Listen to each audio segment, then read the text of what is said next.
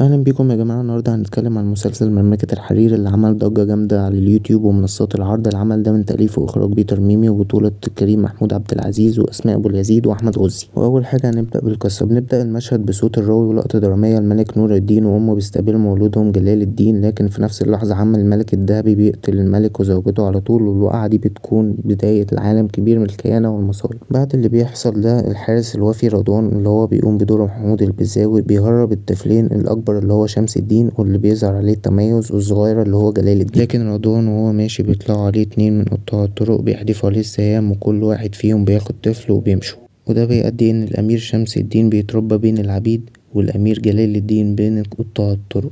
لكن الأخت الكبيرة جليلة أسماء أبو اليزيد بتفضل جوه عند الذهبي اللي بيحاول يستخدمها كورقة ضغط ويتزوجها لابنه عشان يثبت سلطتها. وبعد ما خلصنا القصة ننتقل للشخصيات، وأول شخصية معانا هي شمس الدين اللي بيقوم بدورها كريم محمود عبد العزيز. شخصيته مرسومة ببراعة، متأثرة جدا بحياته في العبودية والجيش المرتزقة. دايما تلاقيه مش واثق في الناس بسهولة، عنده إحساس داخلي إنه مش منتمي للمكان اللي هو فيه حتى قبل ما يعرف أصله الملكي. دايما في صراعات بين ولائه للمكان اللي اتربى فيه وحسه الداخلي إن في حاجة أكبر مستنياه. تحوله في الحلقة التالتة لقائد الحرس مش بس بسبب مهاراته القتالية، لكن لأن ده جزء من ترتيبات القدر اللي هتوديه المكان الطبيعي وسط الصراع على العرش. رمزية شمس الدين بيمثل فكرة الغريب اللي راجع يطلب حقه، زي شخصيات تاريخية زي موسى في القصص الدينية أو سيمبا في الأسد الملك، وكلها رموز للشخص اللي خارج من وطنه وتربى بعيد لكنه راجع يسترد مكانه.